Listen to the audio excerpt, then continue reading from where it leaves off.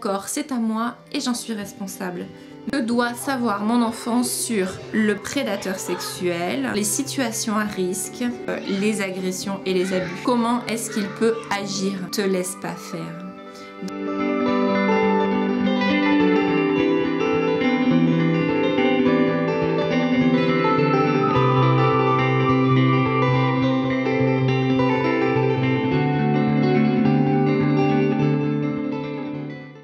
Hello les parents, encore aujourd'hui sur la route des vacances et avec les enfants en bruit de fond, je vous présente des ouvrages pour parler du corps, de la sexualité et de la prévention des abus sexuels.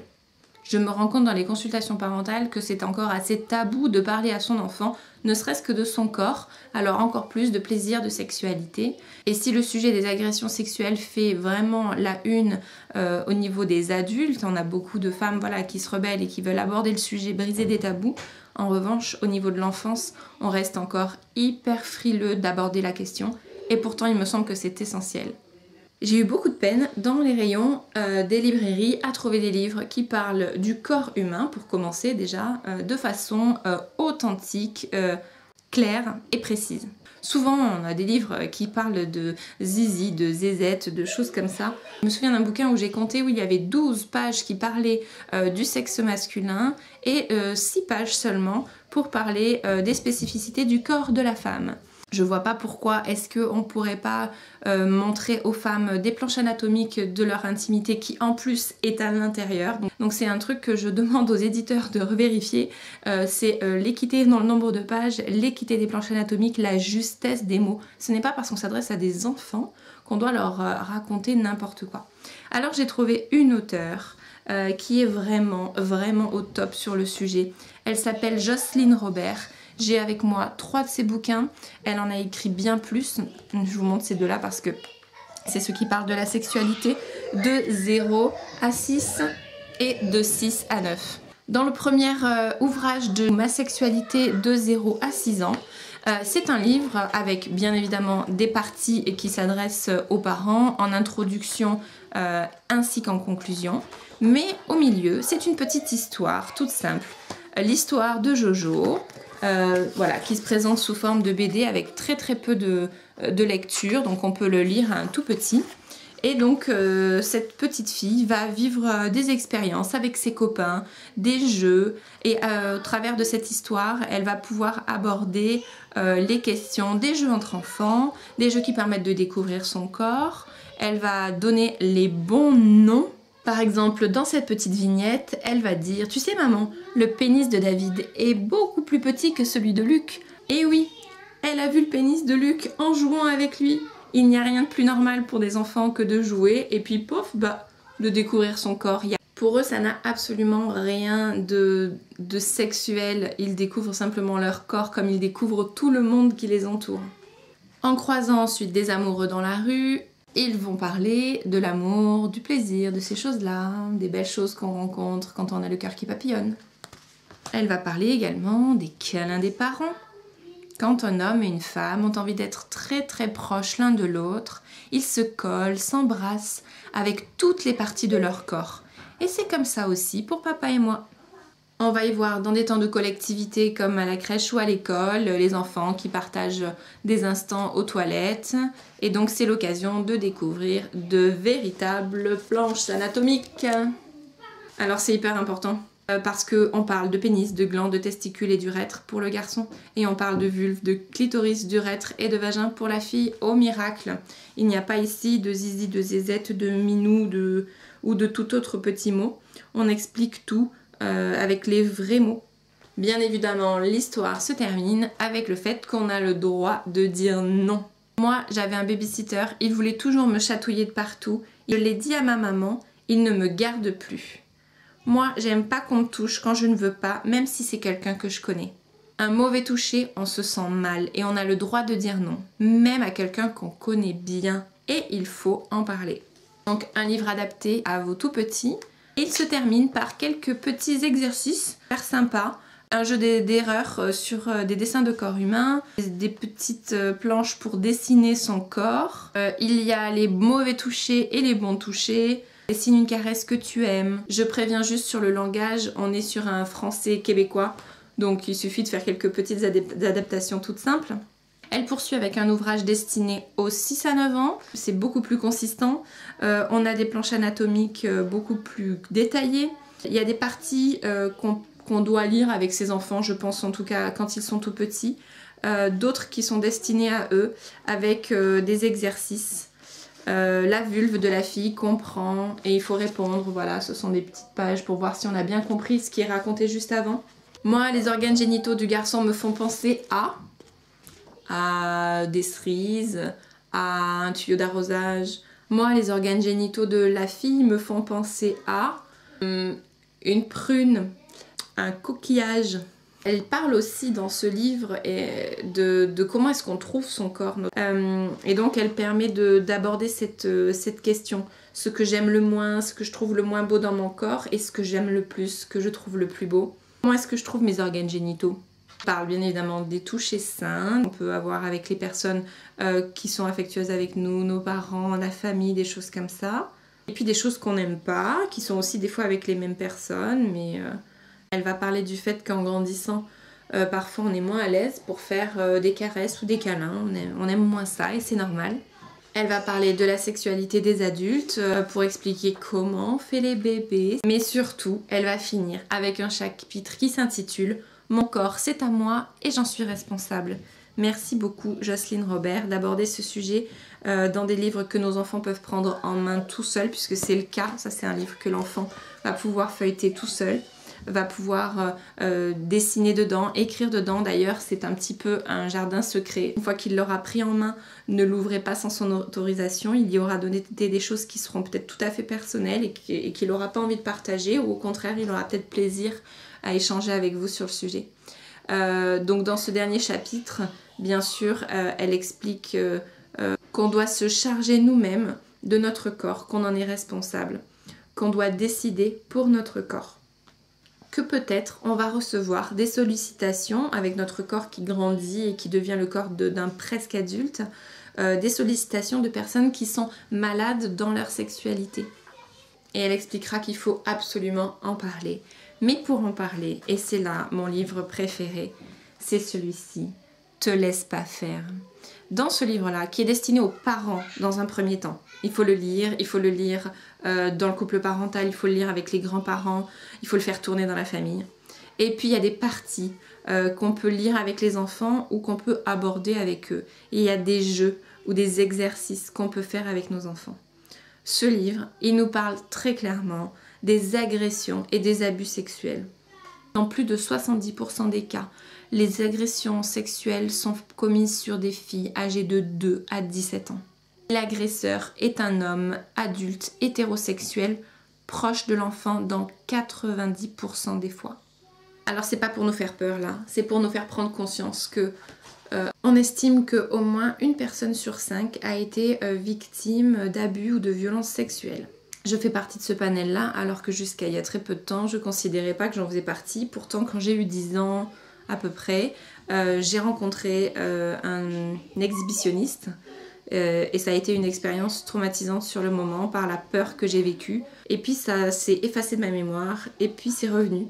Quand j'ai retrouvé le souvenir de cette malheureuse expérience, la première chose que je me suis dite c'est « Mais qu'ont fait mes parents à ce moment-là ?» Je ne me souvenais plus. Il a fallu que j'en parle avec eux. Et en fait, je me suis rendu compte que ils en ont rien fait du tout. Ils en ont pas reparlé avec nous. Ils n'ont même pas prévenu la police. Alors ça m'a choquée parce que je suis devenue maman et maman de 3 filles. Et donc je ne comprends pas ce qui a pu se passer. J'avais 10 ans, donc on était en 95 à peu près. Aujourd'hui, on est en 2020. No way. Aujourd'hui, on va aller le dire à la police, on va déposer une main courante, porter plainte, je ne sais quoi. Mais en tout cas, je me vois pas rien faire si ma fille rentre à la maison en disant « J'ai croisé un monsieur qui a ouvert son manteau et qui a secoué son zizi sous mes yeux. » Alors, ce bouquin, il commence un peu tristement et honnêtement, ce sont des pages que je consacrerai uniquement aux parents. Voilà, où on vous explique quels sont les risques, quels sont les vrais chiffres, qu'on soit dans du concret, pour essayer un petit peu de casser le « oh non mais ça n'arrive qu'aux autres » ou « on est protégé dans notre famille, les personnes sont saines d'esprit ». Non, non, non, non, non. Ensuite, elle va nous expliquer comment parler de la sexualité à nos enfants. Une approche que j'aime beaucoup, en parentalité en général, on ne peut pas dire non à tout, il faut donc dire des oui. Et elle dit oui à la curiosité sexuelle spontanée, elle dit oui aux jeux sexuels candides entre enfants curieux de découvrir leur corps. Elle dit oui aux attitudes égalitaires et respectueuses entre les sexes, bien évidemment, merci. Et puis elle dit non, non à l'ado qui est cool et qui tente de te tripoter, non au gentil monsieur qui veut te raccompagner, non à n'importe quel proche qui veut te faire des choses qui te gênent, qui te font peur ou que tu juges incorrectes. La prévention en parentalité pour les abus sexuels, c'est quelque chose qui ne se joue pas qu'au moment où on parle de sexualité. Je vous invite à faire attention à chaque geste du quotidien. C'est agréable ou c'est désagréable?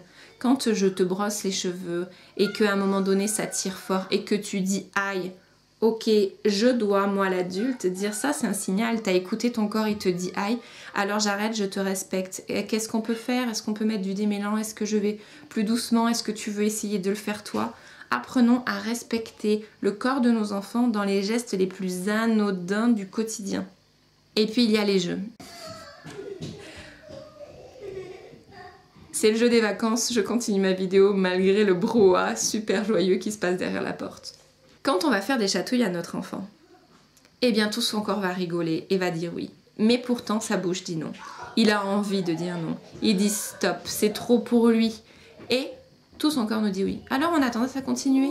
Mais il faudrait qu'on s'arrête. Apprenons à nos enfants qu'au moment où ils disent non, même si tout leur corps dit oui et qu'il y a du jeu et tout ça, eh ben on va respecter ce non. Ah, tu as dit non ?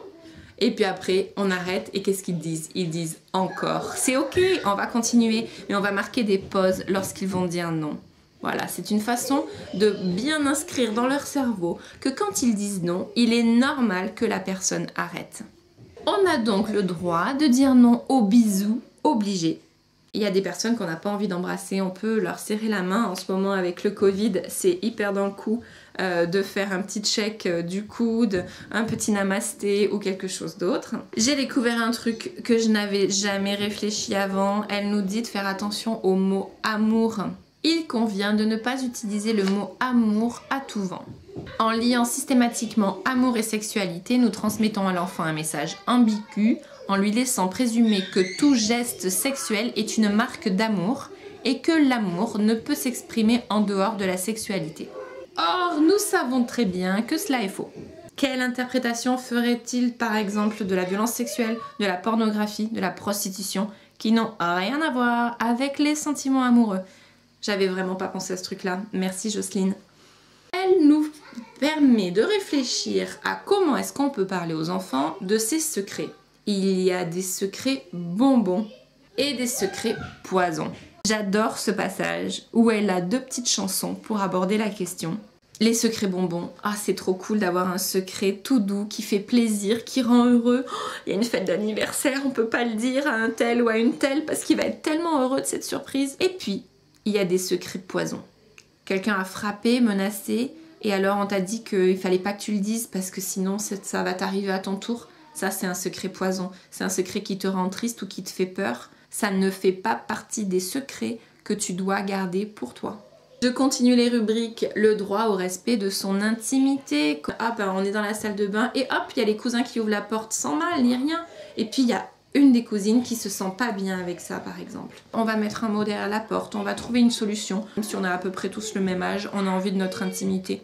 On a de la pudeur. Et c'est ok, on va respecter ça. Et tous les adultes vont faire respecter cette règle dans la maison. Chapitre 5, le sac à outils. Ok, que doit savoir mon enfant sur le prédateur sexuel, sur les situations à risque? Que doit savoir mon enfant sur les agressions et les abus? Comment est-ce qu'il peut agir? Si on ne lui dit pas ces choses-là clairement, comment est-ce qu'il pourrait comprendre une situation qu'il est en train de vivre? Elle nous donne donc les étapes pour devenir son propre patron. Je suis une grande patronne, haute comme 3 pommes, le seul maître à bord de mon propre corps. Toute une petite poésie hyper sympa là-dessus. Qui sont les personnes de confiance? Consignes de sécurité et numéro de téléphone. Le parcours maison-école ou les parcours du quotidien d'ailleurs. Des trucs tout bêtes qu'on peut mettre en place pour de la prévention. Un chapitre consacré à l'agresseur familial, pour en finir avec le parent incestueux. Un chapitre pour parler de l'agresseur familier, le pédophile ami. Et un autre encore pour l'agresseur inconnu, le pervers sympathique, celui qui va te demander de l'aide pour aller chercher son chien qu'il a perdu. Honnêtement, je suis pas quelqu'un qui ait beaucoup de tabous sur la sexualité et tout ça, mais franchement, si j'avais pas lu ces quelques pages-là, je vois pas trop comment je pouvais en parler avec mes enfants, j'étais un peu dans l'impasse. Comment est-ce qu'on fait pour à la fois confier nos enfants à des personnes de confiance dans leurs activités sportives, périscolaires ou même scolaires, et en même temps leur dire « bah oui, mais peut-être que des fois il va falloir que tu te méfies si tu sens que c'est pas ok ». Un enfant, il va faire confiance. Si nous on dit que c'est ok de le confier à ces personnes-là, peut-être qu'il va se sentir comme obligé de faire ce que cette personne lui demande. Alors du coup, elle finit par des illustrations un peu BD, avec des questions. Que ferais-tu à la place de cette fillette? Qu'est-ce que tu ferais à la place de ce petit garçon? Des situations qu'il peut croiser. Elle propose un test de 3 questions à se poser pour savoir si oui ou non on doit répondre positivement à la proposition d'un adulte. Mes parents sauront-ils où est-ce que je suis si j'accepte cette proposition? Est-ce que quelqu'un pourrait me venir en aide si j'en ai besoin? Et est-ce que je me sens vraiment bien avec l'idée de suivre cette personne? Encore une fois, et là c'est pas marqué dans le bouquin, c'est quelque chose vraiment que je vous dis en tant que consultante parentale. Si vous élevez vos enfants dans le respect de leurs sensations physiques, si vous les invitez à être à l'écoute de leur corps, ça commence tout bête par j'ai faim, j'ai pas faim, j'ai chaud, j'ai pas chaud, j'aime ceci, j'aime pas cela, ce sont mes goûts, ce sont mes choix. Ces choses-là, ça permet que l'enfant soit vraiment connecté à son ressenti. Et lorsqu'il y a une situation un peu bizarre qui se présente à nous, mais même nous adultes, avant même d'avoir le temps de penser qu'est-ce que cette situation nous amène, notre corps nous dit si c'est ok ou pas. Donc apprenons à nos enfants à écouter leurs signaux, sensations corporelles. Un chapitre très 2.0, le cyberpédophile. Elle va faire quelques suggestions aux parents en matière d'internet. Le livre se termine avec des jeux de mise en situation, des choses qu'on peut proposer en discussion ou en jeu vraiment à nos enfants, en fonction de leur âge. Et ça donne par exemple, ton babysitter te permet d'aller au lit plus tard à condition qu'il te donne un bain. Qu'est-ce que tu fais? Moi, enfant, je sais pas ce que j'aurais fait. Et je trouve ça chouette de pouvoir poser cette question à ma fille et de voir quelles sont ses réactions pour pouvoir éventuellement l'orienter. Et si un vieil homme te demandait de l'aider à retrouver son chemin? Mais moi, j'étais un enfant sage. Moi, un vieux monsieur me dit oh, je suis perdue, est-ce que tu peux m'aider? Je crois que franchement, j'aurais dit oui. Enfin, et j'espère que c'est le chapitre que vous n'aurez jamais besoin de feuilleter. En cas de soupçon, qu'est-ce que je dois faire si mon enfant garde le silence, s'il est angoissé et qu'il n'arrive pas à se défaire de cette anxiété? Elle nous parle des indices qui peuvent nous amener à voir que voilà, il y a peut-être quelque chose qui ne va pas chez notre enfant. Et comment est-ce qu'on peut l'inviter à aller se confier, le mettre en confiance pour dire qu'on est prêt à écouter des choses même très difficiles. Moi je pense qu'on a besoin, nous, parents, de faire le point sur ce que cette question évoque en nous.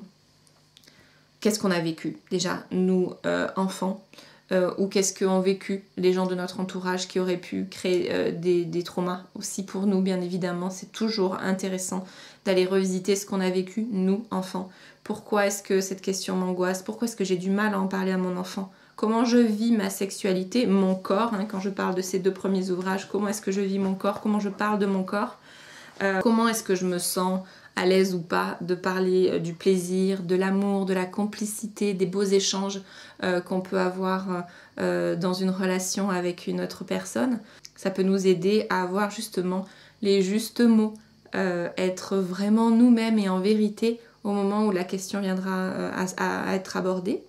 Je vous invite aussi vivement à aborder absolument avec votre enfant ces questions de plaisir, de confiance, d'échange, de consentement, parce que ce qu'ils vont trouver sur leur chemin dans leur éducation sexuelle, si ce n'est pas vous qui la faites, ce sera certainement de la pornographie, des images qui vont traîner sur les réseaux sociaux, des choses comme ça. Et il y a quand même assez peu de chances pour qu'on y parle d'une belle relation d'amour, de sentiments et de toutes ces choses que vous avez envie qu'il partage dans son avenir d'adulte. Hello! Encore une fois sur la route des vacances, je vous propose